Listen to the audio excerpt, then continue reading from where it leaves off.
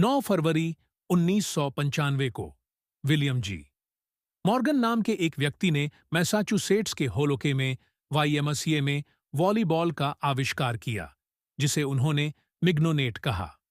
Morgan ने Y में शारीरिक शिक्षा के निदेशक के रूप में काम किया, जहां उन्होंने वहां के सदस्य वयस्क पुरुषों के लिए व्यायाम कार्यक्रम विकसित किए। उन्हें बास्केटबॉल का एहसास हुआ।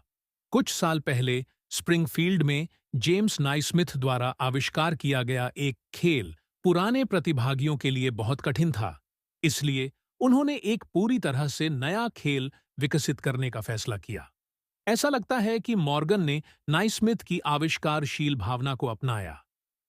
होलोके में international volleyball hall of fame के अनुसार मॉर्गन ने कई साल पहले नाइस्मिथ के साथ दोस्ती की थी और नाइस्मिथ द्वारा उन्हें वाईएमसीए ट्रेनिंग स्कूल में फुटबॉल खेलने के लिए भर्ती किया गया था, जिसे अब स्प्रिंगफील्ड कॉलेज के नाम से जाना जाता है। मॉर्गन ने बाद में स्कूल से स्नातक होने के बाद होलोके में वाई में अपना पद संभाला और नए खेल को तैयार करने पर काम किया। एक उपयुक्त खेल की तलाश में टेनिस मेरे दिमाग में आया, लेकिन इसके लिए रैकेट, गेंद, नेट की आवश्यकता थी और अन्य उपकरण, इसलिए इसे हटा दिया गया। लेकिन नेट का विचार अच्छा लगा, मॉर्गन ने लिखा।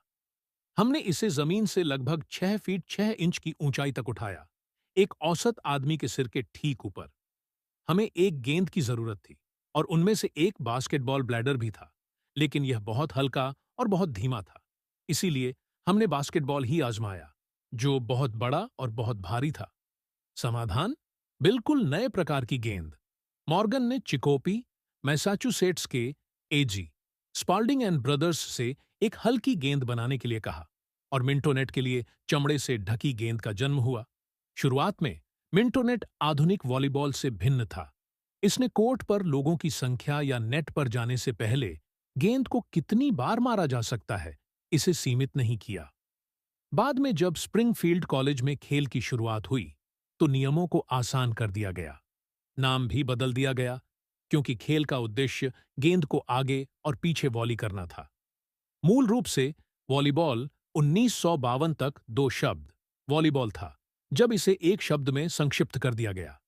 इसके बनने के तुरंत बाद यह नया खेल दुनिया भर में फैल गया। प्रथम विश्व युद्ध के दौरान यूरोप में अमेरिकी सैनिकों ने शिविरों में वॉलीबॉल खेला, जिससे इसकी लोकप्रियता और बढ़ गई।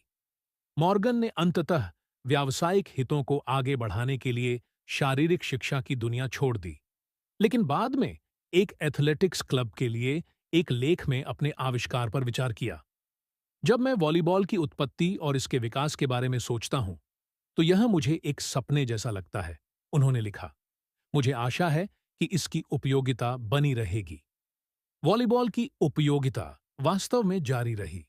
1942 में मॉर्गन की मृत्यु के ठीक 22 साल बाद वॉलीबॉल को ग्रीष्मकालीन ओलंपिक खेलों में शामिल किया गया था।